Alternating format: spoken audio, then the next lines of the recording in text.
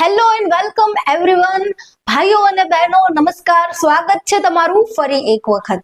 સો હવે ક્યાર સુધી આપણે આમ મળતા રહેશું, હું વિડીયો બનાવતી રહીશ અને તમે જોતા રહેશો. આવું કેટલા દિવસ ચાલશે એ હવે નક્કી નથી, કારણ કે સ્વતંત્ર પત્રકારિતાના અથવા તો સ્વતંત્ર કન્ટેન્ટ ક્રિએટરના દિવસો હવે ભૂતકાળ બની જવાના છે. કારણ કે આપના સૌની વાલી સરકાર, જેને વણમાગી નોટબંધી આપણને આપી, વણમાગ્યું જીએસટી આપ્યું, અણગણ લોકડાઉન આપણી માથે ઠોકી બેસાડ્યું, ખેડૂતોને વણમાગ્યા કાયદા આપ્યા, એ સિવાય અગ્નિવીર જેવી બકવાસ યોજનાઓ લઈને આવી, એ જ આપણી સૌની વાલી સરકાર હવે આપણને એક નવી ભેટ આપવા જઈ રહી છે. અને ભેટનું નામ છે બ્રોડકાસ્ટિંગ સર્વિસ રેગ્યુલેશન બિલ 2024. આ બિલ અંતર્ગત દરેક સ્વતંત્ર કન્ટેન્ટ ક્રિએટર, સ્વતંત્ર પત્રકાર, યુટ્યુબ ચેનલ ચલાવનારા કે ફેસબુક અને ઇન્સ્ટાગ્રામ પર પ્રોફાઇલ ચલાવનારા દરેકના ગળા ઉપર તલવાર મૂકવા જઈ રહ્યું છે. આ બિલ જો સંસદમાં પારિત થઈ જશે તો સ્વતંત્ર પત્રકારિતાનું મર્ડર થઈ જશે, એ પણ જાહેરમાં. આ જે બિલ છે ગયા વર્ષે જ સરકાર લઈને આવી હતી, પણ ત્યારબાદ ઇલેક્શનનો સમય હતો અને આને સંસદમાં રજૂ નહોતું કર્યું અને એ સમય નીકળી ગયો. હવે સરકાર આ બિલ ફરીથી લાવવા જઈ રહી છે અને એનો નવો ડ્રાફ્ટ પણ તૈયાર થઈ ગયો છે. અને આ નવા ડ્રાફ્ટમાં જૂના ડ્રાફ્ટ કરતા પણ વધુ ભયંકર, વધુ ખતરનાક નિયમો મૂકવામાં આવ્યા છે. અને આ જે નવો ડ્રાફ્ટ છે એ એકદમ સિક્યોરિટીમાં પબ્લિક થી છુપાવીને રાખ્યો હતો, જેથી કરીને લોકો જાણી ના જાય સરકારની તાનાશાહી મનસાને. પણ જે દેશમાં એક પછી એક પેપર લીક થઈ જતા હોય, સંસદ ભવન લીક થઈ જતું હોય અને ભગવાન રામના મંદિરની છત લીક થઈ જતી હોય, ત્યાં આ નાનો એવો ડ્રાફ્ટ લીક થઈ જવામાં શું વાર લાગે? તો ફાઇનલી આ ડ્રાફ્ટ પણ લીક થઈ જ ગયો અને ફર્સ્ટ ટાઈમ આ ડ્રાફ્ટ રજૂ થયો હિન્દુસ્તાન ટાઈમ્સમાં. હિન્દુસ્તાન ટાઈમ્સમાં છપાયેલા ન્યૂઝ પ્રમાણે આ ડ્રાફ્ટમાં શું શું જોગવાઈઓ કરવામાં આવી છે એની હવે આપણે આગળ વાત કરીએ. તો આ બિલ જો સંસદમાં પારિત થઈ જશે તો સૌથી પહેલા જેમના ગળામાં ગાળીઓ પડશે એ છે મારા તમારા જેવા નાના મોટા સ્વતંત્ર કન્ટેન્ટ ક્રિએટર. મારી જેમ જો તમે પણ કોઈ નાનકડી ચેનલ ચલાવો છો યુટ્યુબ પર અથવા તો ફેસબુક અથવા ઇન્સ્ટાગ્રામ પર તમારી પ્રોફાઇલ રન કરો છો, ત્યાં તમે રીલ્સ કે શોર્ટ્સ બનાવીને મૂકો છો, તો તમારી ઉપર પણ હવે એ જ કાયદા અને કાનૂન લાગુ પડશે જે મોટા મોટા ઓટીટી પ્લેટફોર્મ પર પડે છે, ડિઝની, હોટસ્ટાર અથવા તો એમેઝોન પ્રાઇમ પર પડે છે. એટલે કે હવે કન્ટેન્ટ ગયું ભાડમાં, કાગળિયા કરાવવામાં ધ્યાન આપો બધા. અને હા, એવું જરાય ના માનતા કે આ ફક્ત ને ફક્ત સ્વતંત્ર પત્રકારિતા કરતા, સરકારની નીતિઓ રીતિઓ પર સવાલ ઉઠાવતા, સરકારની ઊંઘ હરામ કરનારા જે લોકો છે એની ઉપર જ ગાડીઓ પડવાનો છે. ના બાબા ના. જો તમે એક વકીલ છો અને લોકોને તમારી પ્રોફાઇલ અથવા ચેનલ દ્વારા કાયદાની જાણકારી પૂરી પાડો છો, જો તમે એક હેલ્થ એક્સપર્ટ છો અને લોકોને હેલ્થ ટિપ્સ આપો છો, જો તમે સીએ છો અને તમારા પ્રોફેશન અંતર્ગત લોકોને સ્ટોક માર્કેટ વગેરેની જાણકારી આપો છો, અથવા તો તમે એક કોમેડિયન છો, હ્યુમર પ્રેઝન્ટ કરો છો, તમે રોસ્ટિંગ ચેનલ ચલાવો છો, તો પણ તમારી ઉપર પણ આ સેમ કાયદા લાગુ પડશે. તમે પણ એક પ્રોફેશનલ કન્ટેન્ટ ક્રિએટરની કેટેગરીમાં આવશો. એટલે કે સૌના માથા ઉપર એક સરખી મુસીબત મંડરાઈ રહી છે. માનો કે તમે કોઈ વિષય ઉપર વિડીયો બનાવ્યો અને તમારો વિડીયો જોયા બાદ કોઈની નાજુક લાગણી ઘવાઈ ગઈ અને એણે તમને પૂછ્યું કે ભાઈ તમે આમાં આ રીતની ભાષા શા માટે વાપરી, આવો જોક શા માટે મૂક્યો, અથવા તો આ રીતે સરકાર ઉપર સવાલ કેમ ઉઠાવ્યા, તો તમારે એને જવાબ આપવો પડશે. નહીં તો એ લાગણી ઘવાયેલ પર્સન જો તમારી વિરુદ્ધ ફરિયાદ કરી દેશે તો તમારી વિરુદ્ધ કાયદાકીય કાર્યવાહી કરવામાં આવશે. જેવી ફરિયાદ થશે એટલે પોલીસ પાસે એ ઓથોરિટી છે કે એ આવીને તમારા જે ઇક્વિપમેન્ટ છે એ લઈ જઈ શકે છે. એટલે કે તમારા લેપટોપ, કોમ્પ્યુટર્સ, કેમેરા વગેરે જેવી વસ્તુઓ સરકાર જપ્ત કરી શકે છે. એટલે કે હવે તમારે દરેક ₹2 પર કમેન્ટ વાળા આઈટી સેલના ટ્રોલર્સનું માન જાળવવું પડશે.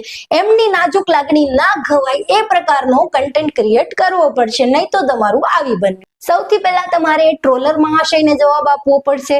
જો એ ટ્રોલર મહાશય તમારા ખુલાસાથી ખુશ નહીં થાય અને ફરિયાદ કરશે તો તમારે પોલીસને જવાબ આપવો પડશે. એ પછી પણ જો નહીં થાય તો આ બિલ અંતર્ગત જે કમિટી બનાવવામાં આવશે એ કમિટીની સામે પણ તમારે ખુલાસો આપવો પડશે. અને આટલી બધી લાંબી પ્રોસેસમાં પસાર થવાનું કોણ પસંદ કરશે? એટલે છેલ્લે તો નિર્ણય એ જ આવશે કે તમે તમારી પ્રોફાઇલ યા તો ચેનલ બંધ કરીને બેસી જશો. અને આ જ સરકારની નીતિ છે, ઈચ્છા છે કે સ્વતંત્ર પત્રકારિતા સમાપ્ત થઈ જાય અને ગોદી મીડિયાને બળ મળી રહે. એક સેકન્ડ, શું કહ્યું? અમે વિડીયો નથી બનાવતા. ઓકે, સો જે લોકો એમ વિચારતા હોય કે ભાઈ અમે ક્યાં વિડીયો બનાવીએ છીએ, અમે ક્યાં રીલ્સ કે શોર્ટ્સ બનાવીને સરકારને સવાલ પૂછીએ છીએ, અમે તો લખીએ છીએ, ફેસબુક પર પોસ્ટ કરીએ છીએ, વોટ્સએપ પર પોસ્ટ કરીએ છીએ, વોટ્સએપ ગ્રુપમાં રન કરીએ છીએ, તો ભાઈ તમે પણ ચેતી જજો.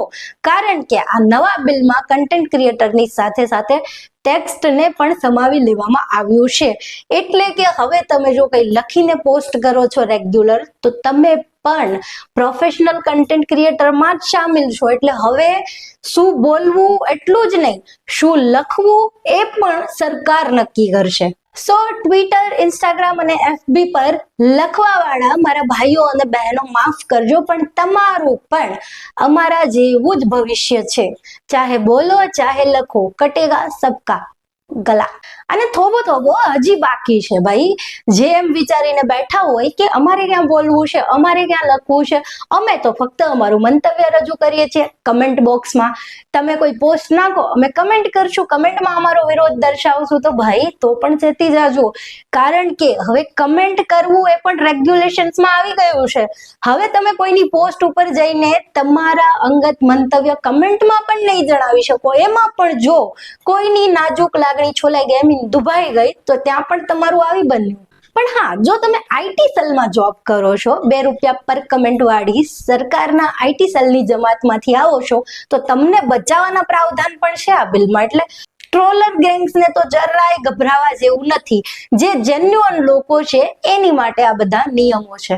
સો હવે દરેક કન્ટેન્ટ ક્રિએટર, વિડીયો બનાવનારા, પોસ્ટ લખનારા, કમેન્ટ કરનારા દરેક વ્યક્તિએ ધ્યાન રાખવું પડશે કે તમારાથી ભૂલમાંથી પણ એવું કંઈ બોલાઈ ના જાય, એવું કંઈ લખાઈ ના જાય, જેના કારણે આપણા ભગત ગુરુ ફેકાચાર્યના અઠંગ ભગતની લાગણી દુભાઈ જાય. ટૂંકમાં કહું તો હવે સ્વતંત્ર પત્રકારો અને સ્વતંત્ર જનતાનો અવાજ દબાવવા માટે તેમજ ગોદી મીડિયાને સ્ટ્રોંગ બનાવવા માટેનું હથિયાર છે આ બિલ. જો તમારે આ બિલથી બચવું હોય તો હવેથી સરકારની સ્તુતિ ચાલુ કરી દો, સરકારના તળિયા ચાટવાનું ચાલુ કરી દો. જેવી રીતે આપણા ગુજરાતના અમુક ડાયરાના કલાકારો ચાટે છે, કથાવાચકો ચાટે છે, અને અમુક કહેવાતા મોટી મોટી હસ્તીઓ, લેખકો અને પત્રકારો જેમ સરકારના તળિયા ચાટે છે, એમ તમે પણ શરૂ કરી દો, અથવા તો દેશની બહાર તડીપાર થઈ જાઓ. સોરી, યાદ આવ્યું, તડીપાર થવામાં પણ પ્રોબ્લેમ છે. કારણ કે દેશની બહાર જઈને પણ જો તમે ભારત ઉપર કઈ કન્ટેન્ટ બનાવો છો, ન્યૂઝ કોન્ટ્રોવર્સી પર બોલો છો, તો પણ તમે આ બિલ અંતર્ગત ગુનેગારની શ્રેણીમાં સામેલ થઈ જશો. અને હું 110% શ્યોર છું કે આ જે પ્રાવધાન છે એ ધ્રુવ રાઠી માટે લાવવામાં આવ્યું છે. મારો બેટો જર્મનીમાં બેસીને ભારતના નેતાઓના ધોતિયા ઢીલા કરી નાખે છે, એટલે હવે એના ગળા ઉપર પણ ફંદો કસાઈ જવાનો છે. ક્યાં સુધી બોલી શકશે હવે જોવાનું રહ્યું. સો ઓન સિરિયસ નોટ, હવે થોડા ગંભીર થઈને સાંભળો કે આપણા દેશમાં લોકશાહી ખતમ કરવાનું એક નવું હથિયાર સરકાર લઈને આવી રહી છે. અને આ જે બિલ છે એ તાનાશાહીને મજબૂત કરવા માટે લઈ આવવામાં આવી રહ્યું છે. અહીંયા હું એક વાત એ પણ યાદ અપાવી દઉં કે આપણા પડોશી બાંગ્લાદેશમાં PM શેખ હસીના, જે હવે દેશ છોડીને ભાગી ચૂક્યા છે, એમણે પણ એમના દેશમાં આ જ ભૂલ કરી હતી. ડિજિટલ સિક્યોરિટી બિલના નામ પર એમણે પણ બાંગ્લાદેશમાં આ જ રીતે તાનાશાહી શરૂ કરી હતી, જેનું પરિણામ આજે આખી દુનિયા જોઈ રહી છે. PM ને ખુદ દેશ છોડીને ભાગવું પડ્યું, અને હવે PM ના સમર્થકોને પણ લોકો શોધીને મારી રહ્યા છે. જો તમે ના ઈચ્છતા હોય કે આપણા દેશમાં પણ આવી પરિસ્થિતિ આવે તો ચેતી જાઓ. ના, હું ડરાવતી નથી, પણ તમને ચેતવું છું કે આવી પરિસ્થિતિ ભારતમાં પણ આવી શકે એમ છે. સો મારી પ્યારી ગુજરાતની જનતા અને દેશની જનતાને એટલું જ કહેવાનું છે કે આ બિલ જે છે આપણા દેશની લોકશાહી માટે ખતરા સમાન છે. તો હા, બિલ સંસદમાં આવે કે પારિત થાય એ પહેલા જ એને બહાર જ અટકાવી દેવાય એવા પગલા ભરવા ખૂબ જ જરૂરી છે. જે રીતે આપણા દેશના ખેડૂતોએ પોતાના વિરુદ્ધ ઘડાયેલા 3 કાળા કાયદાનો વિરોધ કરવા માટે સરકારની સામે મોરચો માંડ્યો હતો, એવો જ મોરચો હવે દરેક સ્વતંત્ર કન્ટેન્ટ ક્રિએટરે સરકાર સામે માંડવો પડશે. નહીં તો તમારે કેટલું બોલવું, શું બોલવું, કેટલું લખવું, શું બોલવું એ પણ સરકાર નક્કી કરશે. અને કદાચ ભવિષ્યમાં સરકાર એમ પણ કહી દે કે તમારે શ્વાસ પણ એમને પૂછીને લેવાનો, તો પણ નવાઈ નહીં. માટે જ હું કહું છું કે આ બિલ સંસદમાં આવે અને પારિત થાય એ પહેલા જ આને અટકાવો. જે રીતે સ્માર્ટ મીટર જેવું ગતકડું સરકાર લઈને આવી અને આપણી કમર તોડવાનો પ્રયાસ કર્યો, પણ આપણે બધાએ સોશિયલ મીડિયા થ્રુ એનો વિરોધ કર્યો, આપણો અવાજ લોકો સુધી પહોંચાડ્યો. આવું કામ ભવિષ્યમાં નહીં થાય જો આ બિલ પારિત થઈ ગયું. સ્માર્ટ મીટર જેવા અવનવા ગતકડા સરકાર લાવશે, પોતાના તુગલકી નિર્ણયો તમારી ઉપર ઠોકી બેસાડશે. તમે આના વિરોધમાં બોલી નહીં શકો, લખી નહીં શકો, વિરોધ નહીં કરી શકો. સંપૂર્ણપણે તમારા હાથ પગ મોઢું બાંધી દેવામાં આવશે.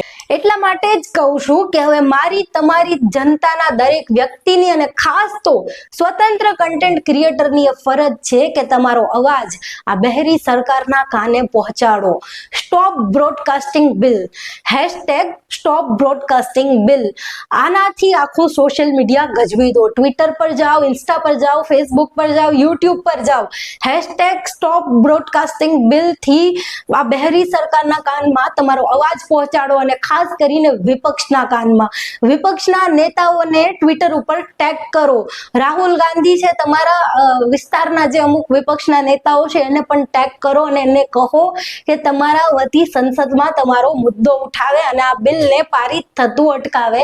અને વિપક્ષને પણ હું કહેવા માંગુ છું કે આ વખતે તમને જે જીત મળી છે અને આ તાનાશાહી સરકારના જે પગ નબળા પડ્યા છે ને, એ ફક્ત તમારી એકલાની મહેનતે નથી થયા. નાના મોટા કેટલાય સ્વતંત્ર કન્ટેન્ટ ક્રિએટર અને ધ્રુવ રાઠી જેવા મોટા યુટ્યુબરો, રવિશ કુમાર જેવા પત્રકારોની મહેનતના લીધે તમને સંસદમાં આજે મજબૂતી મળી છે. માટે જ કહું છું કે જનતા જાગો, વિપક્ષને પણ જગાડો, તેમજ અન્ય લોકોને પણ માહિતગાર કરો.